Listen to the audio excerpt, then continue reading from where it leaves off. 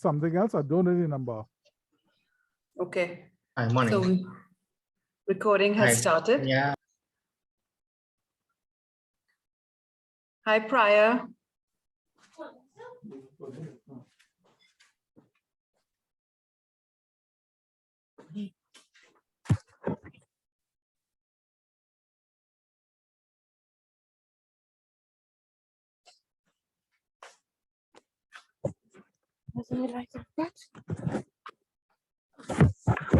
Just waiting for a few more to come. Normally our intrepid James would be doing all this, ice breaking and so on, but he's a little under, he's unable to make it today. So unfortunately, you're kind of stuck with me making awkward remarks.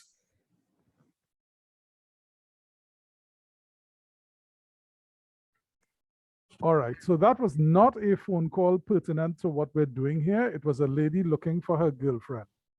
Oh. And she was sure she got this number. And I am like, no, I didn't have the heart to tell the lady she probably getting sold a line. But yeah, I'm one of them old school people who has the same phone number for like 20 years. So it's not a turnover thing. So I think she got somebody pass a fake number on a piece of paper. I see Kijan and Suniti have entered the chat. So welcome, guys. Okay. Laura, you talking to us? Because we can't hear you.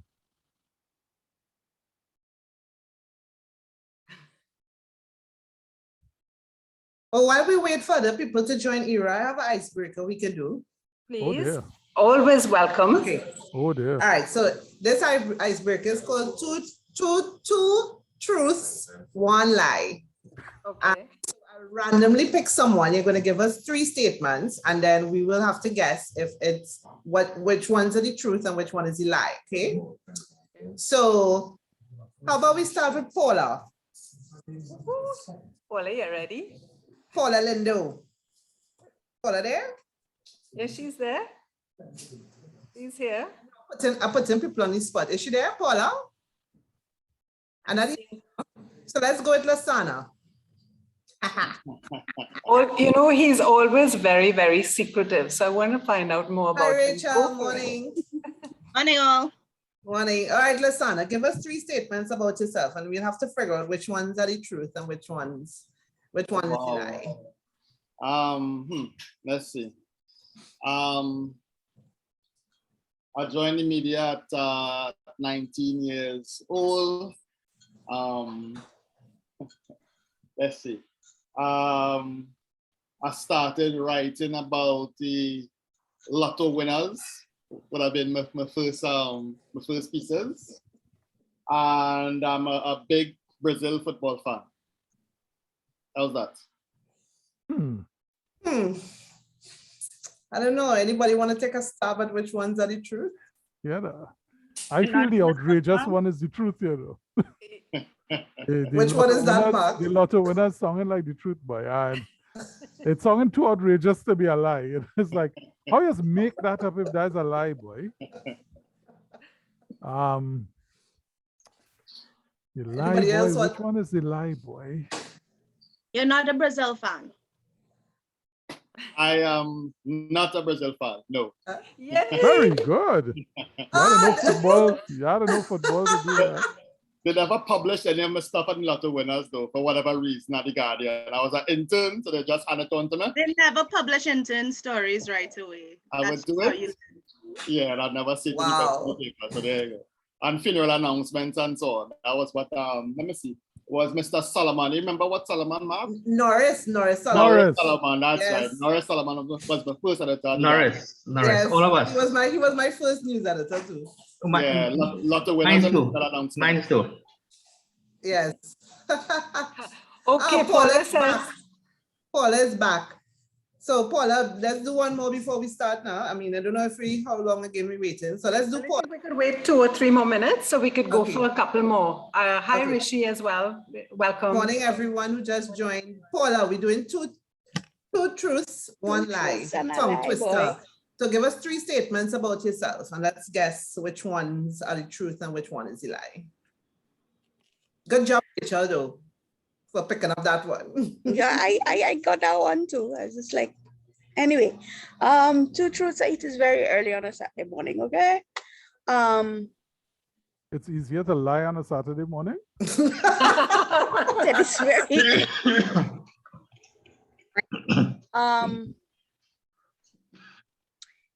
this is my journalism is my 3rd career. I love reading and I trained in journalism at Karamak. Okay, I know Paula, Yes, I think I already identified the lie. So I would, Sure. anybody want to take a stab at that? This is not Paula's 3rd year in journalism. She can't be, she's too young to have this as a 3rd profession. So I'm questioning the first one. You do stage production and you're singing. So journalism is your 3rd career. You are an absolute book lover without any doubt because you have a tattoo on your hand about books. So I'm guessing you didn't go to Karamak. There we go. What? Rachel, Yeah. you're on fire, girl. You're on fire. I actually Good job, started out Kalain. as an environmental scientist. And then I went into the arts almost simultaneously with journalism, but one a little before the other. So yeah. Wow. I have 3. That is amazing. And Paula. Laura, I feel we need to do this every time to get to know everybody a I little bit know, better. right? Yes, I know, right? And we have to ask everybody what their first news story ever was. And that would be very interesting too. Mine was a TEDx talk when I was interning at Guardian. Oh, And Wow. Carol Quash actually published it. I was just like, wow. I don't remember my first news story. Yeah. I think I your remember- girlfriend was saying it didn't get I published. remember my first and second. The second was on Bungie Garland, actually. Because you're from the same area and he was, when I did Ace at Arima, he was at school as well, you know?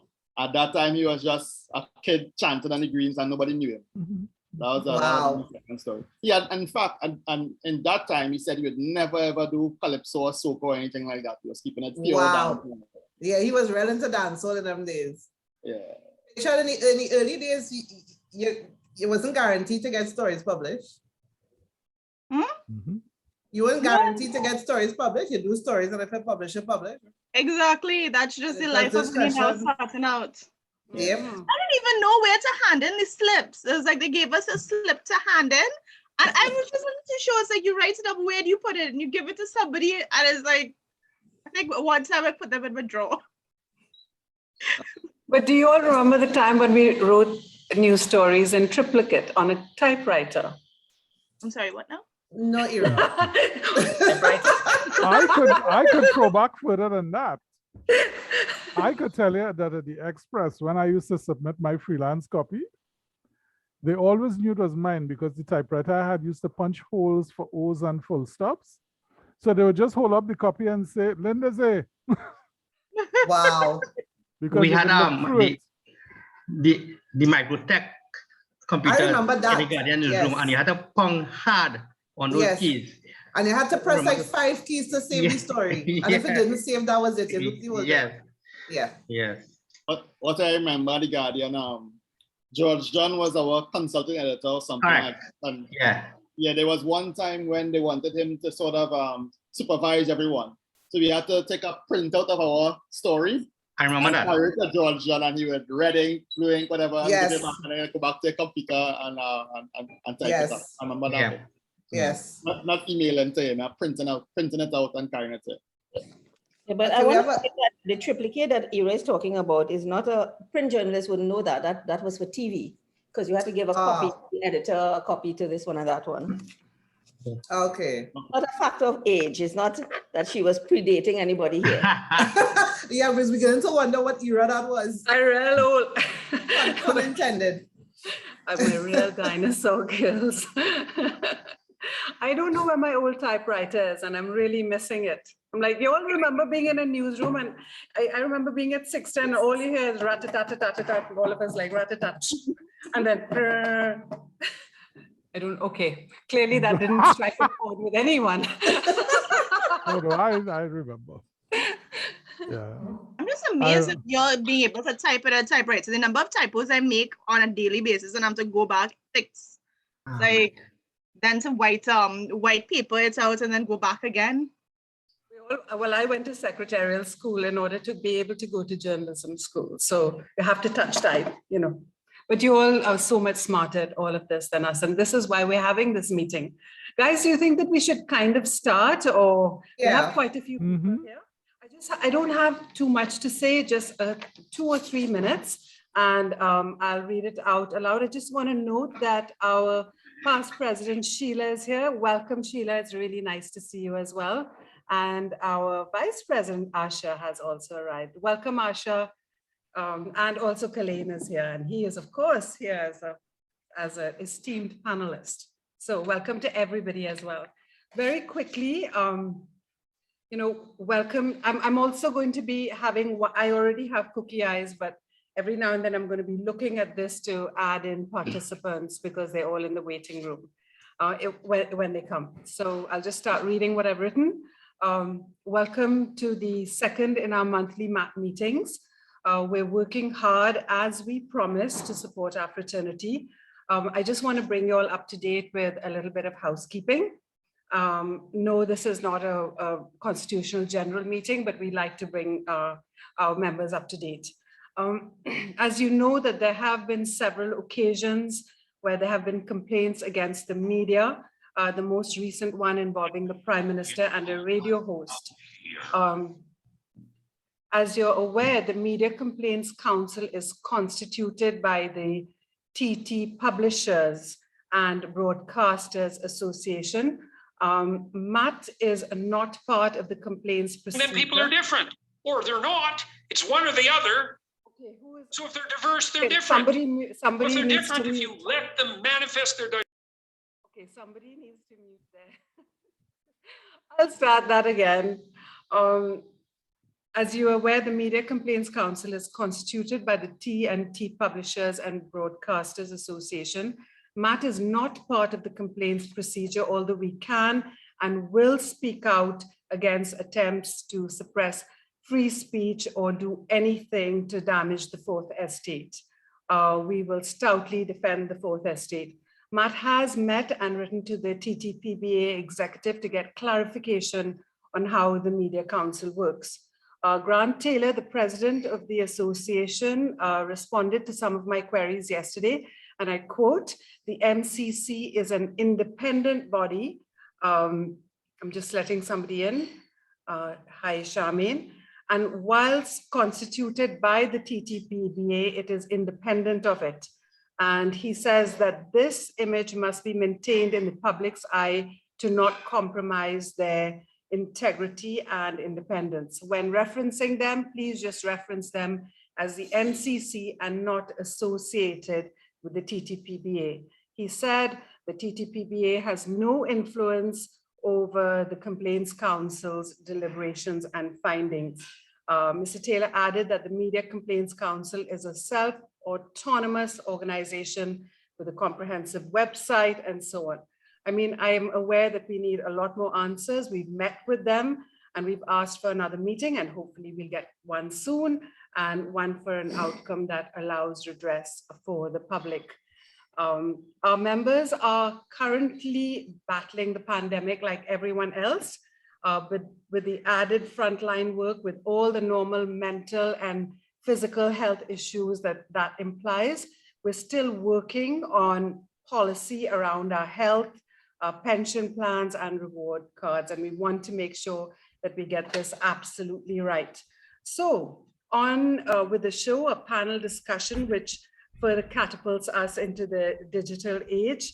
And plus we have a fun element, a pop quiz devised by Laura Dowrich. And we are really excited to tell you all about our upcoming Christmas show, which we hope will bring us all together. The plans are ambitious, but I know that our cracking executive team will pull it off. And I'm now going to hand over to Matt's secretary, Nicole Romini, to introduce our panel.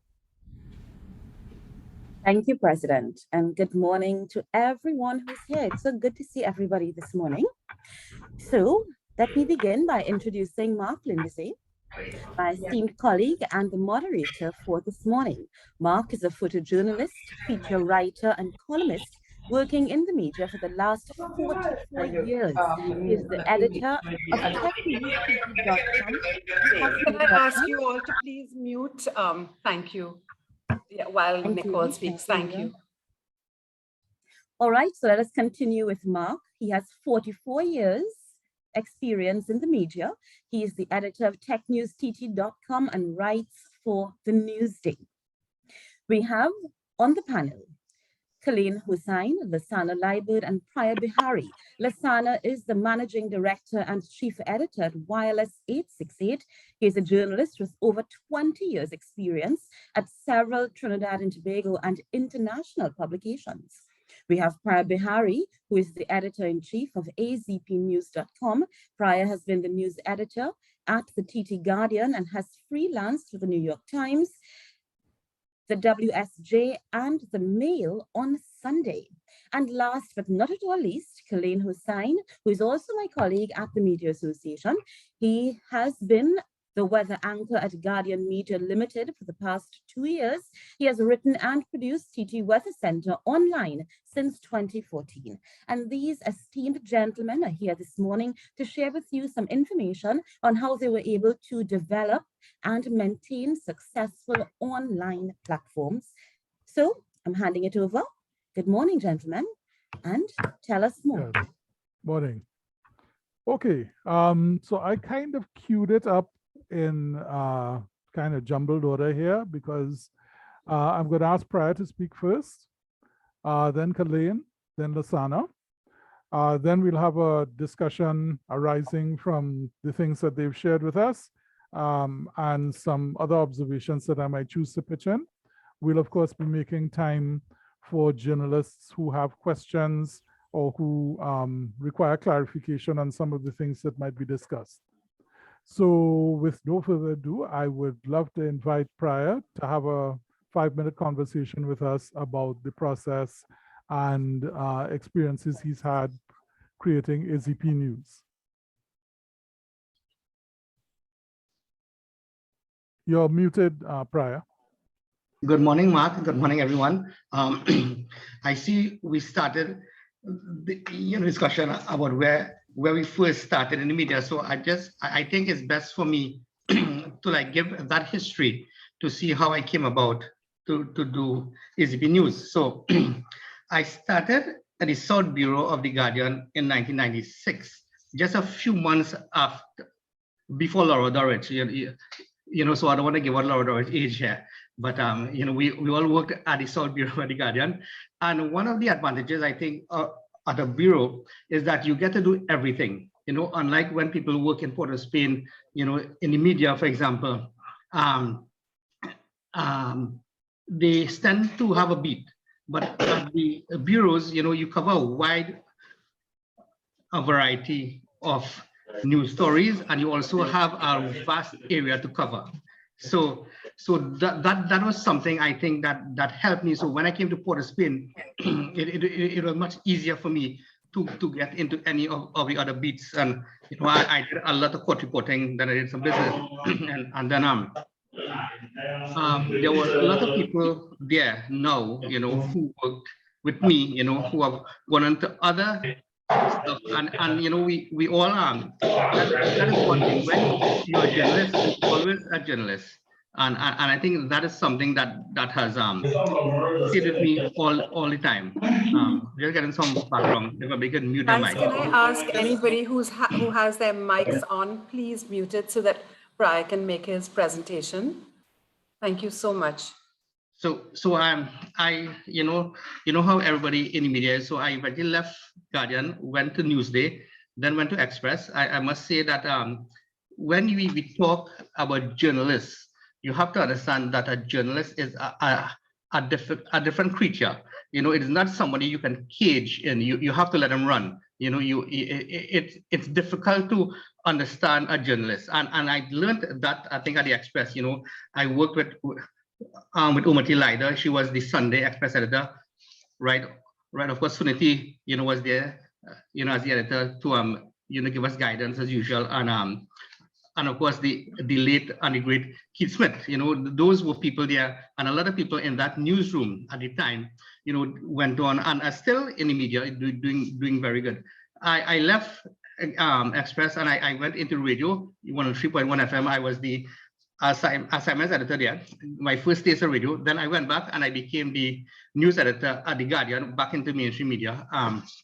That was about 2007. And then I had now started a family. I had a young son, and the hours there, you all know, in the media, especially if you're editor, 10 hours, 12 hour days. So I had to leave, and I went into government. I became the advisors to two government ministers. One of the reasons I did that is because my first degree is in history, and I have a master's in government. So I wanted to see how government operated from the outside, from the inside looking out. And I think it gave me a great experience in understanding how the government works, sometimes over the cut and thrust of politics, but suffice to say, I didn't like it. I mean, I always missed the chase, chasing that story. I left, and of course I did, I went back into radio. I had my own current affairs program, the Priority Report, and I'm doing that now, again into TV. So, and after that, I found that I got back into the groove. There was something that was missing, and it came naturally to me in terms of the radio production, in terms of getting the current players, or the newsmakers of the day, doing interviews and things like that. And that was it. And then this is how AZP came about. I was thinking that right now people are looking online. Everything is online. Your phone. My son, who is now 12 years old, my children, they don't know how to read a newspaper. And if my son takes a paper, he would turn the pages and then get all jumbled up, and then I thought to myself, wait now, I have stopped buying newspapers.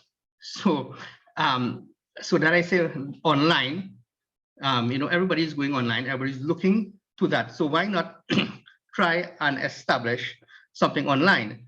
And when I worked at The Guardian, my editor-in-chief was Dominic Alpersad. And one of the lessons he taught me was that nothing is wrong with copying something, just do it better. So we are trying now to, AZP News, considered an online newspaper, and are trying our best to be independent, to be fair, to get the stories out there in line with what the newspapers are doing.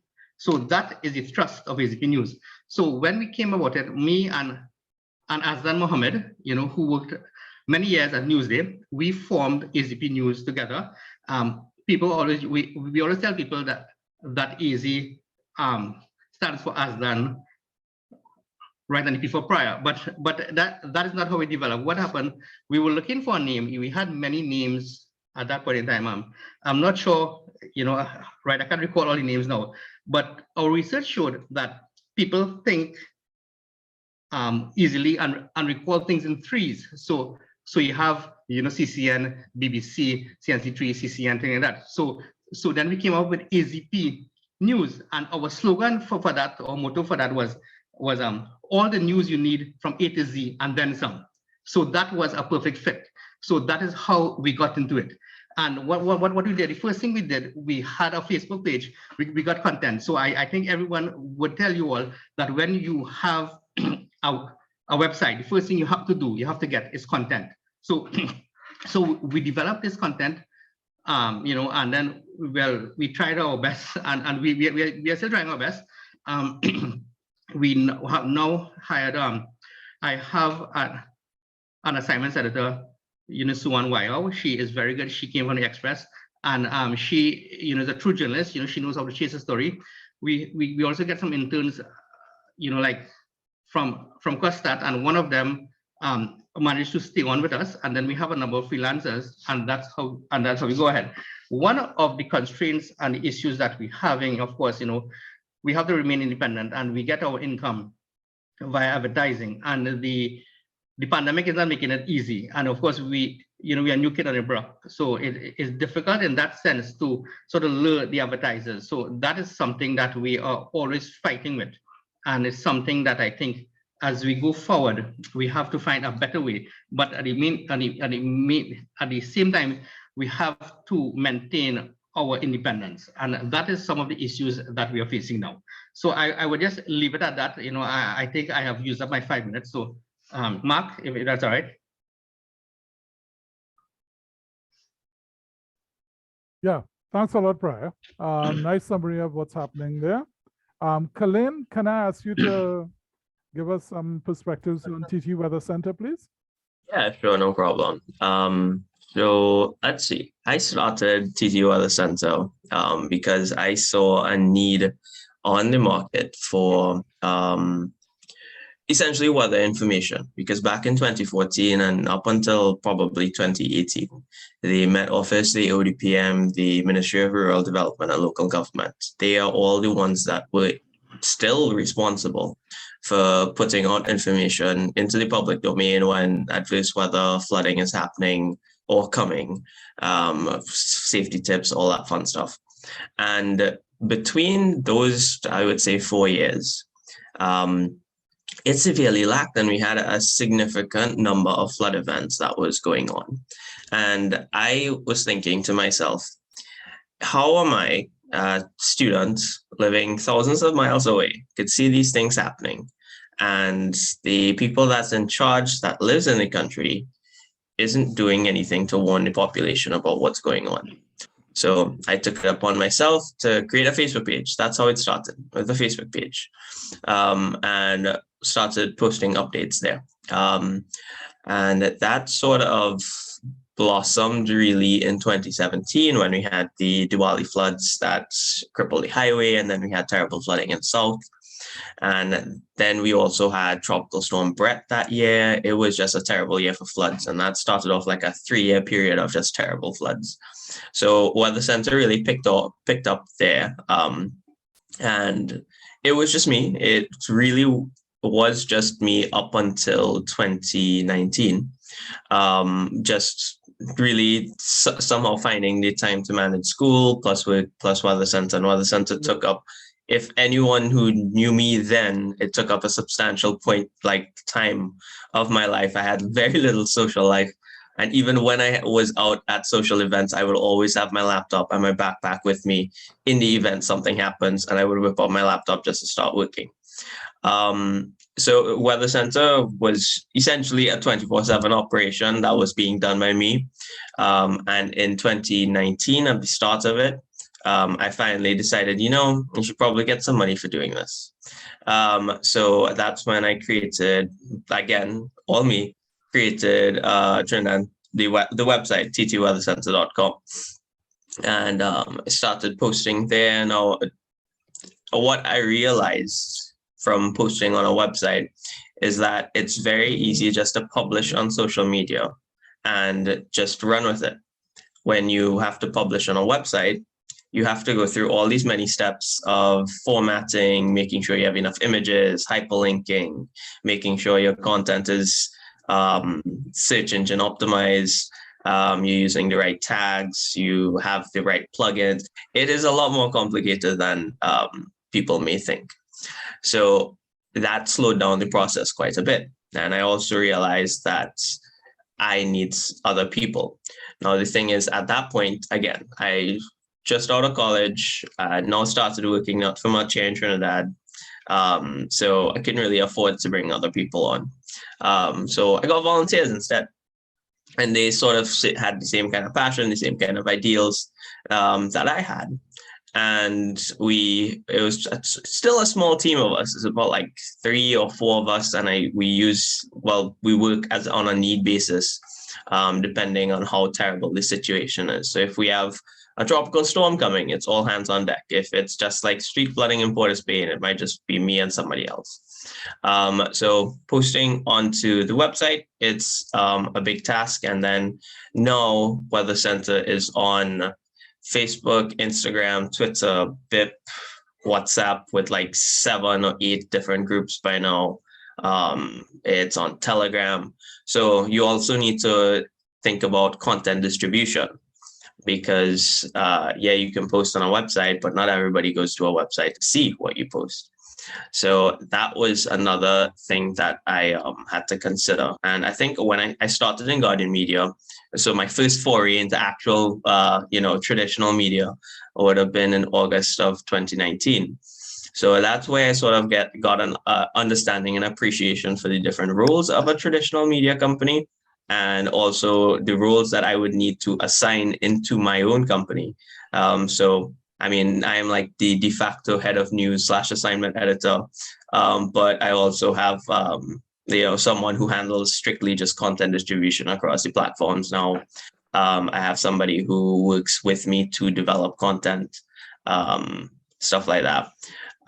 Now, I mean, we are still looking for people to, work on the website, but depending on whether, that's how you determine traffic onto the website. Not everybody is going to be, what's the weather like during the dry season? It's going to be sunny most times.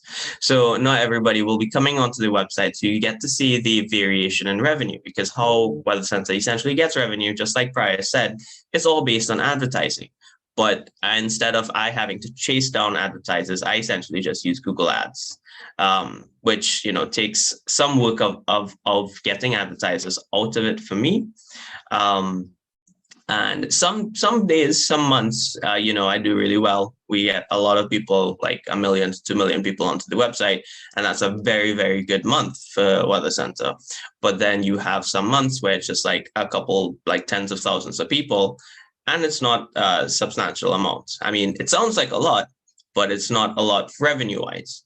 And essentially right now, I get to pay my employees a little bit. And I mean, it's mostly on a volunteer hourly basis, but it is not, at this point in time, not like a viable, I can quit Guardian Media and go work there, and that's it. I mean, if I do, you'll definitely be seeing more content being pushed out, because a lot of this we're doing on a part-time basis, on your volunteer basis as well. So we don't usually dedicate 24/7, 365 to it. So yeah, can't wait for the questions though.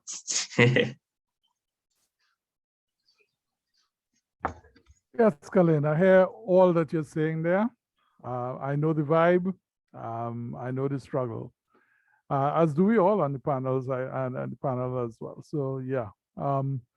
Lasana, if you'd care to jump in with your 5-minute condensation of the remarkable experience of why did succeed.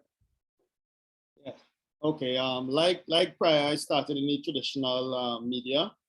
I can't even remember the exact year. It was probably 95 or something like that. I guess. And still a teenager, straight out of A levels, right?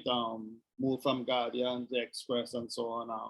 Did some work abroad because I had a stint in Britain, and eventually by the time I returned to Trinidad in 2006, I started to get a bit. I felt a little bit stale, essentially. In the traditional media, I felt like things were not really changing. Maybe I wasn't being pushed. And by the way, I had a pretty much all-round experience too as a writer, in that although I did a lot of sport, but I also worked in the features department. I worked in news. I worked for the Sunday Express. Actually, as I said before, didn't start off in sport, although that came kind of quickly after not getting my my lotto winners and that announcements and so on published in the Guardian newsroom back in '95, right? I think around the time of there's a global recession around 2008 or thereabouts, you know, and there was a businessman essentially trying to woo me to go online, to come and run his online site, right?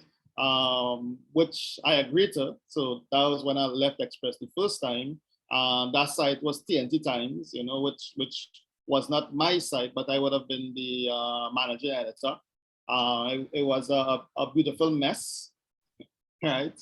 The businessman who would be Terry Fennick, and he certainly didn't have the finances that, he didn't have the finances that he promised at all. So I think we made it to just about 3 months, right? But it was really good. We had a good team at the time. We got a health award. That would be Erling Andrews. I worked with Fazir Mohammed, Cedrian Martin, and so on. And after it collapsed, I got my hands on the business plan. Too bad I didn't get my hands on it first. It was obviously a cut and paste from the internet. And I decided, well, okay, surely we could do better than this. This would have been about 2010, by the way. So I set about, at the time it would have been Cedrian Martin and myself, really, right? Cedrian is a fantastic worker, I felt. By the time we were able to start Wired 868, she had already moved on, she had got the opportunity and moved on to something else, and I just did it. It took about 2 years before I got Wired 868 off the ground. We started in January 2012. And well, you asked about the program we use and so on. I can't speak too much about the internet, the tech side, right? I mean, we were WordPress right now. Sorry. We did Joomla sometimes, but I always relied on the experts, so to speak, to kind of help guide that side of the site. At first, we had Alistair Brazan, went through quite a number of persons since. Right now, Sean Wallet has been working with me for a few years, who is very, very capable, right? The idea of Wired 868, because, like I said, I started the journey with Cedrian Martin. It was never supposed to be a sport website, right? Because Cedrian wasn't there by the time I got started, I felt like I needed to have something on the site that would appeal to people who didn't care about sport, right? And that would have been where the satire came in, Mr. Livewire. When I just got started, really, it was just a matter of all I wanted to do was point people to what they should be reading in the mainstream media, right? So let's say Basley Opande, you know, at the time a minister, says that they want to introduce some conjugal visits at prison or something like that, and whatever it is. And I would make a little light quip on it for one paragraph and just have a pointer to the story that I think you might want to read. And that kind of grew in popularity, and that column went from just like one paragraph to 2 and 3 until it eventually became a story in itself, right? I think from the start in the business, you always look for something that you could do that the mainstream media isn't doing well. You know, just like Kalain said, because of my experience as a sport writer, and because I felt I could get information in sport, and particularly football, that the traditional media couldn't get, then I always knew I could put content out there that people would have to come to me to get, essentially, right? You have your ups and downs in terms of finances. I mean, the COVID pandemic definitely has been a huge blow. I would say that at probably 3-4 years ago, I would have had maybe 3 writers, an editor, some photographers and so on, all freelance, but still, you know, paid monthly type thing. And after the pandemic, you know, that's all gone. It's down to me, just myself, which is one good thing about stepping out and having your own web space as a journalist, because you could do the work yourself, essentially, as opposed to if I was not somebody from the media and I had to rely on other people to produce content, well, then we wouldn't even exist right now, right? But yes, I think it's important coming into it to know what you could do that could draw people to your site, what your unique selling point is, if I were to use the jargon I could tend to learn over the years. I remember when I started, I would go around to different companies and you know, introduce myself. A lot of people would have already known me as a sport journalist.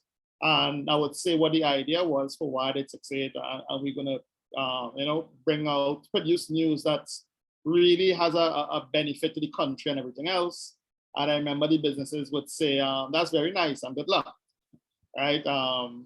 It took me a while to realize what they wanted to get out of it, let's say. And it wasn't about doing something that made people feel nice about themselves. So I would say from early, you have to understand too who your market is in terms of your readers, because eventually that's what you're going to have to sell to advertisers, you know, when you're looking to bring income in. You know, unlike Kalain, I don't, I hope I pronounce that right, I don't use Google ads. I use raise advertising revenue, you know, straight from companies and so on. So it's important for me to know, let's say, the ages of my readers, where they're based, as Trinidad as opposed to outside of Trinidad, maybe even Trinidad as opposed to Tobago, and those kind of things, which help. Things like what devices they use to come on Wired 868, which would give you an idea of maybe the financial wherewithal of my guests and that sort of thing. But that has been the journey anyway. So Wired 868 started 2012, and 9 years in right now. We've had ups and downs, but I think we've done a lot of good stories as well. And yes, I'll answer whatever questions you'll have for me after. Yes. Okay, great. This is by no means a summary, but just a broad kind of survey of some of the stories that we've been getting. Prior's migrating his history of journalism and expressing it as an internet presence. Kalain seeing shortfalls in the weather coverage, starting out with a Facebook page and really hitting his stride at a great time for weather news, but a really bad time for flooding. Lasana's learning experiences from the TNT Times, the challenges he had with technical issues, his decision to use humor as a crowd pleaser to bring in the audience, his own current challenges, which are, I think, challenges that we all face, being able to back down during the pandemic and just bring Wired 868 down to himself and what he's capable of doing. And a big question he asked there, are we bringing news that would bring benefit to the country? Let me just quickly jump away from that, and I'd like to read you two short excerpts here. They're not very long. One is by a commentator called Clay Shirky, who discusses in this short quote, the models of journalism. So he says, the Chicago Sun-Times talks about this in terms of selling a product. You are buying content. The New York Times calls their model the digital subscriber model. You are subscribing to a service. The LA Times calls theirs a membership model. You are joining a club or a community. These are three different metaphors: news as product, news as service, news as community. And I'll jump from there to Alan Rusbridger, It's an excerpt from a very short excerpt from his book on the digital experience migrating the UK Guardian into the internet. And this is his kind of summary of some of the challenges that they faced. And he writes, journalism, whatever it was, a craft, a toolkit, a method, a discipline, was failing in its job to sufficiently understand how newly rearranged societies were now working. New networks were having a literally incalculable effect on how connected citizens thought, behaved, informed themselves, and voted. The historian Niall Ferguson explored how these new forces were operating in his 2017 book, The Square and the Tower. The tower represented hierarchical control, while the square represented social networks, the structures that human beings naturally form. And when I read that, I thought, wow, that kind of has its own expression in Trinidad with the difference between the hierarchical presentation of news that we have all grown up producing and Woodford Square, where everyone's opinion is equal to everybody else's opinion, and even more so if you could shout really hard. So I would like to throw it open to questions that people may have. I see one there. Do we have freelance sales agents, someone who could book ads for the website? The paid per click model is not a sustainable venture for a 1.3 million population, but being able to get ads bought or sponsored posts from local vendors, because the pay per click model is really good for large audiences like the US or Europe. So before I throw that out to the panel, let me throw in here that I have had, I did a year-long experiment with programmatic advertising. Because of the nature of my own site, Tech News TT, it is very much focused on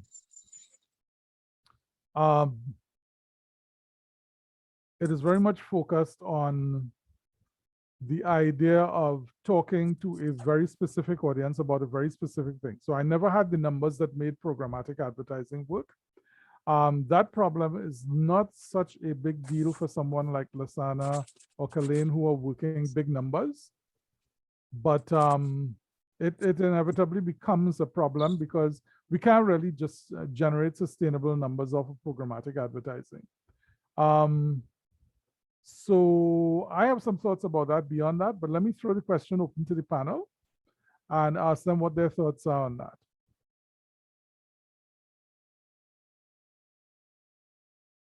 Lasana, any thoughts? In terms of sales, the advertising and sales and so on. Yeah, I haven't had a lot of luck with salespersons. Generally speaking, I would do my sales for myself. I kind of forced to do that, and I understand why, because online advertising is that much cheaper. This is the way I see it. Online advertising is a lot cheaper than the traditional media, right? Ad on Wired 868 could cost you generally for one ad anything between let's say $1,000 to $6,000 generally, at least right now. Used to be a little bit more. And in a media house, right? An ad would probably go for that amount in a day, right? So if I were a salesperson getting my 12 or 15% commission, and I were a good salesperson, I'd obviously earn a lot more working in the traditional media, the more expensive pricing than I would with Wired 868 or with a new product, and for that reason, I think when you go solo like this, you're kind of forced to do a lot of that stuff yourself, right? I have gotten the occasional stuff from advertising agency and so on. Yes, that's true. That's good. But I think you kind of realize that you have to do a lot of the stuff yourself. I guess I can chime in here. That's probably why I never, ventured down that path, even though I could probably get a bit more money, seeking out advertisers. Some of it too is just the time it takes to get advertisers, develop relationships with clients, to implement that into your website and your workflow and your revenue stream. So honestly, using Google Ads might be less profitable for me, probably short and medium term, but the time it saves, yeah, I can't get that time back. Yeah, well, if I may just join in, I do have both Google Ads and normal ads on my site. I do have a sales team. Right now there are about 2 people. As Lasana said, it's very difficult to get people there with experience, and of course, people, when you are online, of course, it's difficult to get the kind of revenue that the mainstream media would. But my rates are just about the same as Lasana, because when we give rates, we give for a month or 3 months, which is sometimes less than what you pay in a newspaper for a day. So that is the struggle we have. The issue is, though, I try to maintain a sort of line, call it Chinese walls, between the editorial department and the advertising. So I leave all the advertising for the advertising department, but I still have to get involved in terms of what they are doing, how to motivate them, etc., like that. So that is sometimes could be a bit tricky, because I have to maintain the editorial independence in AZP News. And I saw, and I just wanted to make a point, because I saw Lasana was speaking about how there was a muted. You muted yourself, Prior. Yeah, and I followed my business plan I had for AZP News, and one of the issues I realized I had, as Lasana would tell you, because we have been reporters, have been journalists for many years, but we have never been taught business, for example, and now we are both a journalist and a publisher. So that is something I think we have to come to terms with, and that is a large difficulty I'm having, in terms of being both the editor-in-chief, and of course the managing editor, and it's something I think it is a good study. It is a good model, I think, for somebody to do a study on, and to put things in a perspective, for people who may want to get into online publishing. That's it. Thanks. Okay, let me just toss in some stuff here. To my mind, giving over advertising inventory to Google doesn't make sense in Trinidad and Tobago. I've actually been advocating for a long time the idea of making online journalism advertising inventory available only on a private network that we would control. That would mean that you'd be spending locally to advertise locally rather than handing over that money to Google. Regarding the idea of targeted advertising has gone over like gangbusters with advertisers, with corporate communications departments, and it works great at scale for Facebook ads and for Google ads, but it doesn't serve journalism well anywhere. There is no newspaper or journalism outfit in the world that doesn't cringe at what happens to them as a consequence of this kind of advertising cropping up on their site. They may do it to take small change or to fill up ad inventory spaces, but it doesn't generate revenue at the scale that's required. And the problem with that is that you end up saying, I want $1,000 for this advertising placement. And then you have this other advertising placement that earns pennies. So then the advertiser says, well, I could just put my ad in that advertising space and don't pay your big money for that other spot, and that's problematic. As I think Rachel mentioned, sponsored posts. I don't know if anyone else on the panel has had requests for sponsored posts, requests for guest posts. I've had a few, very, very small money, and every single one of them has come from an external source that has evaluated my content outside and decided they wanted to place their content on the site. I've never had a sponsored post request from anybody in Trinidad and Tobago. Influencers. The influencers model is a robust one in its space, but I have found that what's expected of influencers runs into conflict with the practice of journalism. An influencer is basically an endorser of a product or service. And to my mind, that is a compromising space for a journalist to be in. So even though I often get people saying, you know, will you say something about this? Will you endorse that? My only response is I can only offer you a fair review. If I like it, great. If I don't like it, well, you have to live with that. But the influencer model is based on, this is great, rah, rah, rah. So let me just check the chat here. Training and marketing, get people to your website, the advertisers' views, and so on.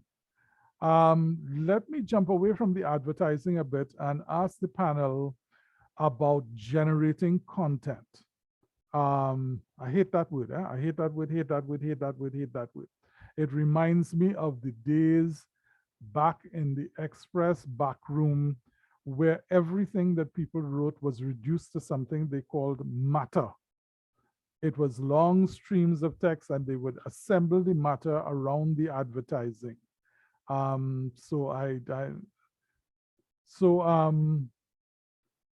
Let me ask about content, decisions about what you put on the site, thinking around how the audience responds to the content that you put on the site, how you shape the character of the site based on audience participation and balance that with your own intent for what you hope to produce as a coherent news product.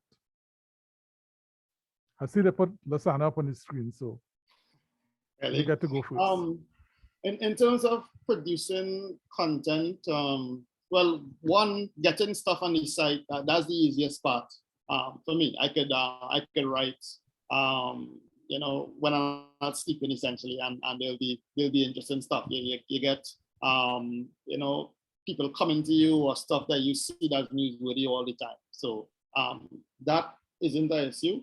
In terms of how we decide what content to use, for me, it's a combination of what I think the readers, information the readers want, and what information I think the readers should have, right? So I would absolutely use certain stories of some benefit. For instance, it might be historical, it might be on the Christopher Columbus statue, or the recent stuff about baby doll mass or whatever it is, and or something you know, more highbrow. And I would not expect more than a few hundred readers at best. But I feel people ought to have this information. Is important, and I use it, right? And for instance, one of the most popular stories we've had would be the outside woman interview with a Hona woman, and this thing had like over 100,000 readers. I don't remember how many, you know. If I were thinking only in terms of views, well, you'd have probably gotten a bit more of that coming, you know. But you know, we just, you know, don't think that way. I don't think it's really responsible, and you kind of have an idea of the readers that you want to get. And for me, what it's supposed to be about starting conversations of some, you know, benefit to the community and to the country. So the stories that we do are supposed to follow that line, right? A note on Prior, as you said, the split between sales and editorial, which is absolutely important. And I could say that over the years, I've lost, you know, lots of ads have been threatened enough times. For instance, about having ads stripped from me. I remember even recently, we already had something in principle with Carib for a podcast that we're doing and so on. They were going to come and advertise and everything else. And then I get a letter to the editor from Denise Deming criticizing a stag advertisement that she felt was sexist. And I knew straight away that, okay, this probably wouldn't go over too well. But for me, because I am a journalist, that's my background. So I tend to always make decisions based on my thinking as a journalist, as opposed to based on business considerations. And after the story, well, the sales team at Carib would even take my calls anymore, essentially. That was it. They let me know they weren't happy with that story. So that was gone. And these are the things that happen, you know. Prior is right. Unfortunately, I'm in a position where I have to kind of juggle it. And for better or worse, because definitely worse in some areas, I would always lean towards the side of me that's a journalist, because I am a journalist much more than I'm a business person or a salesman. I guess I can jump in here because I don't really have that issue. My content is pretty weather and earthquakes, natural hazards. What my content does, though, is the people that's in charge, the people that I would be getting information from, it puts me directly at odds with them. So at the start, it essentially alienated me from the organizations that I would ideally be getting the official information from. So that's UE Seismic, ODPM, Met Office, Ministry of Rural Development, local government. And it's only since I started working in the media and they've actually seen my competency, then all of them tuck the tail between the two legs and humble themselves. And then they started actually appreciating the work that I do and actually feeding me information now. So yeah, I didn't have the issue of losing advertisers, but I can say that because I don't really have a lot of control over the ads that show up on the website because it's through Google Ads, you can see some odd stuff on there because it's based on your browsing history, not the ads that I put on there. Yeah, well, in terms of content, I don't have the resources to do all of the things that newspaper do. What I try to do though is like to capture the main stories, and then what we try to focus on is some features, exclusive investigative stuff that we are now getting on to do, because we have to provide content that is different, and that is what I am looking at right now.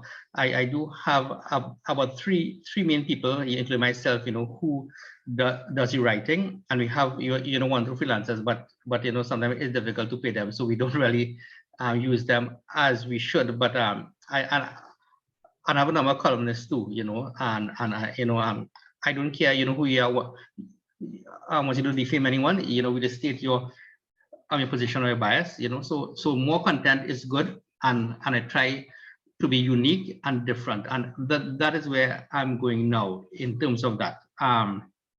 And just to talk about the advertising a little bit more, I have made it clear that I am not, one of my sales rep at a time, was telling one of the potential advertisers that we will do, a story on the product. So I told her, no, we are not going to do that. They get them to advertise. I mean, I say, if we see fit afterwards, or we see that it might be a story, we will do it. But we wouldn't say that you have to advertise and we will do a story on your product. I mean, that is not just how we operate. I have stopped that that way that they approach businesses now. I mean, it might be to my detriment, but I have to, Lasana says, maintain our integrity and our independence, in terms of what we put on there. Okay. Let me just jump in here with a couple of notes about that. Kalain, your mention of the top-down models, that the sources of the information and so on resented your presence. That happens a lot with web journalism. I deal with a fair number of big technology brands. And I very often have to say to them, you know, yeah, all of that might be true somewhere else, but it ain't happening here. And they get confused because some of them come to me thinking I'm an influencer, and I'm not. So there's sometimes conflicts and problems arising out of that. I hear the story about the Honor Woman story, Lasana. I had an experience with the curious nature of the internet with that almost 13 years ago, when I was the chief photographer of a very short-lived website called Outlish.com. Outlish was it's still online. Outlish.com is still online. It's it was a magazine for young people, and they do whimsical stories from time to time. And one of those that blew through the roof was a story about Waiters with them convent girl. And you'd think, you know, you make a whimsical decision, you write a story about convent girls, and then it just went berserk. It was one of the first stories and decided to go completely viral. And there's no way you could sit down in your desk writing that and think, yeah, this is going to be a viral story. The challenge with that, though, is that the decisions we make as journalists and as the editor and publisher means that the Chinese curtain between advertising and editorial becomes like wet toilet paper, and people constantly trying to punch their way through it. And the decisions we make about journalism mean that sometimes we're making these decisions really fast. Like, you know, you have to put the content up now, is a breaking news story, or is a work that you've been working on for a while and you really need to get it up. But advertisers look at your website at their leisure. They go over the whole thing, they analyze, they decide. They're not making those decisions in the same context that we are. But if we stop what we're doing to think like advertisers, we end up in a total monkey pants. So that's kind of crazy bind there. In many ways, the old advertising department model served newspapers and broadcasters well, because they were the ones who would sit back and say, Hannah, that story you're working on there, that will cost us $100,000 in advertising for the next 2 months. And then somebody would come in from the top, the managing director and so on, and decide, I can't afford to lose $100,000 for the next 2 months. So we're going to have to either change the angle of that story and so on. We're operating in a different space with different expectations. I think people who come to online news sites are not expecting the experience that they had previously, and they're expecting something very targeted. Rachel dropped a question inside that I'm going to put to each member of the panel individually. How are you able to live off of your ad revenue? I will start by saying, I can't.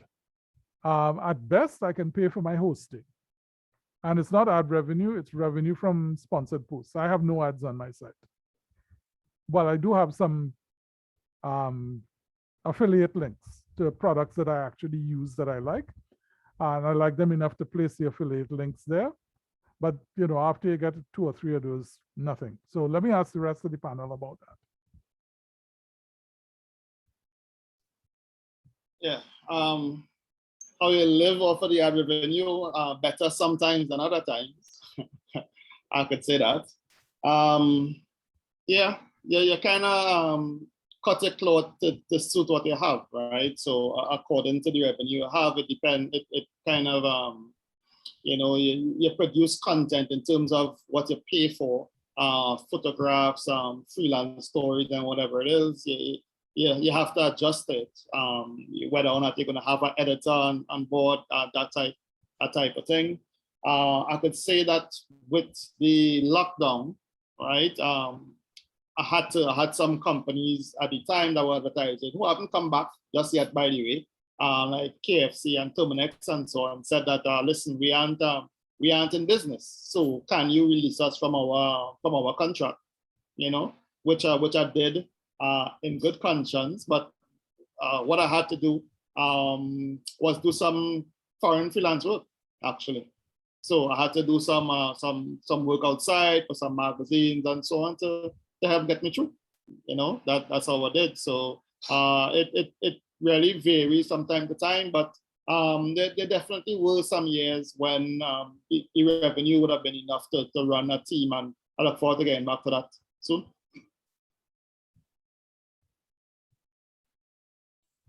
Yeah, I can go. I can go next. Ad revenue is not something that I can live on at this point in time, but I do realize with the numbers that I make, if I make it a full-time thing and I, get probably 2 or 3 people to work on it, perhaps it can be a livable income, because it does bring in a substantial amount of money. But because the traffic is so high, I also have to pay for pretty expensive hosting. And essentially right now, the income that comes in basically pays for hosting and security of the site rather than money in my pockets. Yeah, I focus on advertising. What I did, I have a limited liability company, Complete Image Limited, of which AZP News is a division, and that is a media consultancy. So we do some video production, we do some printing, print broker. So that helps in the sense, it brings in some advertising, some revenue, sorry, but also things were, I was able to meet my expenses, after 2 years. I said I first came online on July 7, 2019. So this July, just before the lockdown, things were picking up a little bit. But then after this lockdown came, just like Lasana, the advertising just dried up. It just dried up. I mean, so I don't know what is going to happen now. The Google Ads does generate some revenue, but it is not enough for me. As Kalain said, it will pay for my hosting, because I do outsource people to help in terms of the security and the hosting. It is a local company, so I'm trying to generate help local content, get local business involved as much as possible. And so that is about it. The problem, I think, is we are new, and I think even online advertising is still pretty new. People don't really understand it, and I think they mostly focus on Facebook ads and things like, and Google ads. And the issue I think we are having is that the traditional media is still there, and but they too, I don't think they are fully focused on online and online advertising. So I think that is an advantage for us, that we have hit the ground running, and we have to try our best to capture that market. Okay, I see a hand raised from Independency. I'm going to guess that's Natasha. Natasha, if you'd like to join in. We do have to wrap up soon after this for other things that we need to do, but I'd love to hear from you. Sure, thanks, Mark, and thank you, Matt, for hosting this session. I just had to share our journey really on this topic, and I really appreciate the chat on this topic. We at Independency, after spending 20 years on radio, are now considering moving exclusively online to break ourselves basically from the shackles of Gem Radio. I hope nobody from Gem Radio or OCM is in the chat. We want to break ourselves from those shackles because we are essentially paying for a service that is not serving us. And we have oodles of content that we can use online, but because our content is generally not been attractive to advertisers, we are considering all of our options in terms of how do we earn revenue from a site like the content that Independency produces. So it's been really interesting to hear what the panelists have shared today. So I just wanted to share that.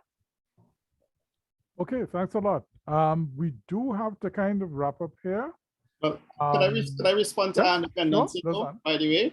I mean, I love what they're doing because it's kind of what I did. And it's the plus about going online is you don't have a lot of the costs that you would have in terms of if you like you have to print a newsletter or you have to get a station or whatever it is. So even if the content itself may not let's say, draw advertisers though. I think the important thing, well, one, that you always do it, handle the topic professionally, and I know you will do that. But the other thing would be focusing on who your audience is. So with that, the stats, the insights would be the most important thing. So you can decide according to the age of your viewers, you know what companies you target according to where they're from, the background and everything else. And definitely for something like what you do, you would want to have a Facebook group, right? To really draw in and engage people. I think with Wired 868, when we created our Facebook groups, and we have 2 now, it kind of gave people that feeling of really being involved in what we're doing. So it created a sort of community. And I think that's also very important. So you should look into that as well, I think. Okay, thank you. I'd like to thank everyone for their participation and for the information they shared. We do have to back out of this. It's been a very interesting chat. Let me switch over to Laura, who I believe is going to do a quick summary and launch into the pop quiz. So thanks for the engagement and thanks for everyone for joining. And now to the pop quiz. Right. Thank you, Mark. Thank you to our panelists, Lasana, Kalain, and Prior. This was a very good discussion. It really served to help other people in the media, mostly traditional media, to understand what is involved in going digital. So, you know, there were discussions about some of the things that I want to pull out from the discussion, which I think is very necessary for people to understand. All of our panelists spoke about the need to differentiate themselves online. When you go digital, finding a niche is always good. Lasana said it best, always look for something that you can do that the mainstream media isn't doing, your unique selling point. He spoke about Mr. Livewire. Kalain spoke about the many steps to posting to a story to your website.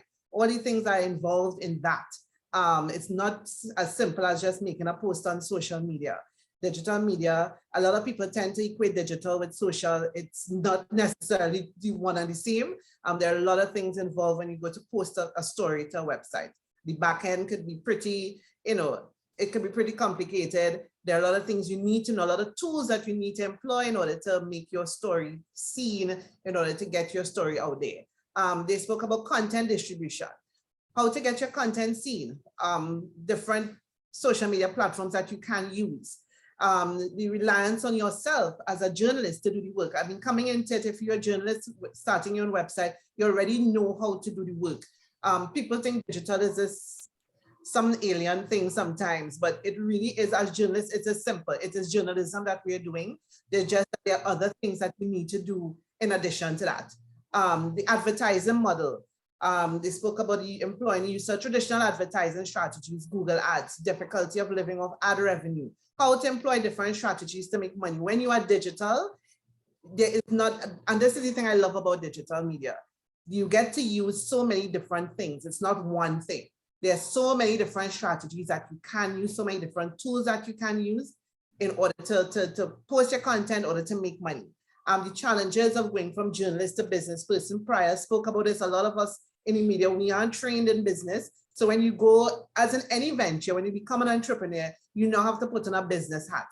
As digital media entrepreneurs, you now have to understand the media landscape in a kind of a different way and figure out how to run your business, how to manage people, how to manage your money, how to still do your core job.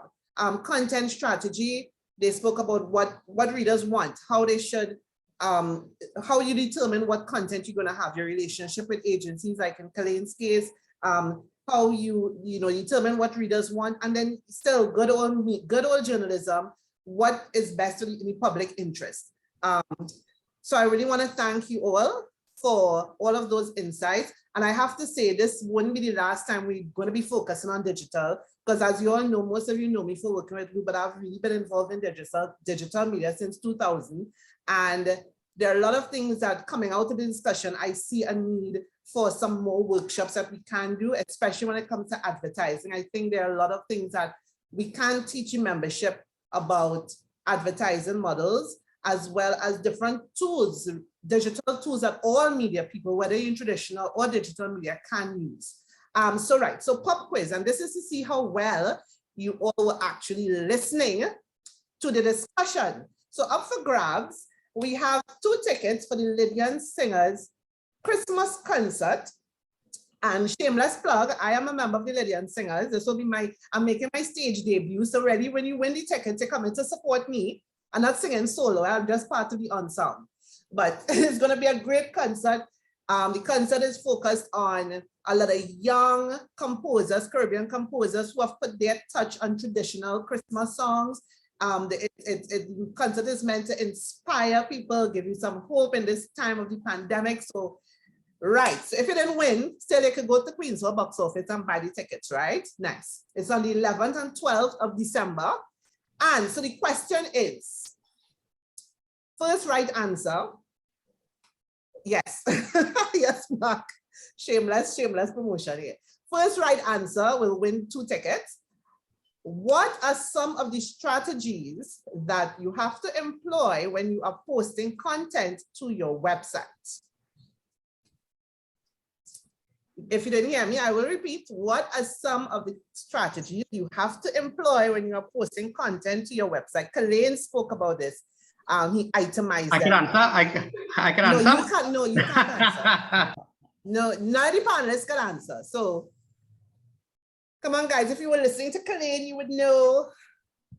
You could mention 3 things, because he spoke about at least 3 things that you have to do when you post, take into consideration when you're posting content to a website. Nobody? Anybody? Rachel. Beulah? Nobody? Come on, guys. Rachel. Yes, Rachel. Okay, so I'm gonna admit up front, I cannot remember verbatim what Kalain said, but here I'm gonna take a guess, okay? Yes. Pay attention to what your audience wants, what's going on right now.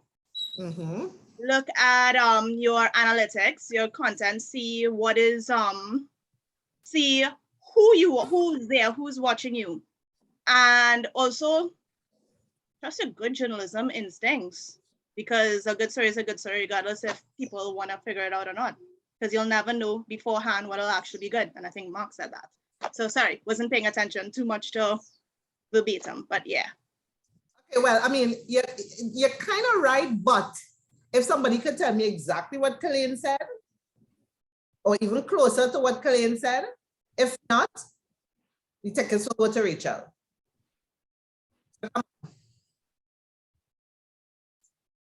Nobody going once?